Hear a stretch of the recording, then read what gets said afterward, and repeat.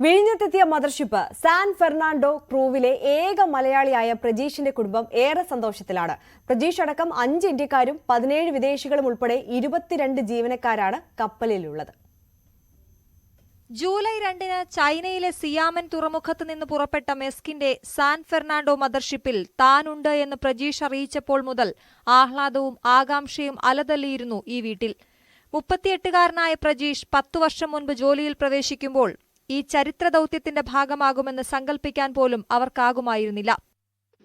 ഇന്നലെ ചൈനയിൽ നിന്നും സിയാമൻ എന്ന കപ്പലിൽ സിയാമൻ തുറമുഖത്ത് നിന്ന് വിഴിഞ്ഞത്തേക്ക് എത്തിച്ചേർന്ന ആദ്യത്തെ കപ്പലിൽ എൻ്റെ മകനും കൂടി ഉണ്ടായിരുന്നതിൽ ഈ വിഴിഞ്ഞം പദ്ധതിയുടെ ഉദ്ഘാടനത്തിൽ പങ്കാളിയായതിനെ ഞാൻ അഭിമാനിക്കുന്നു.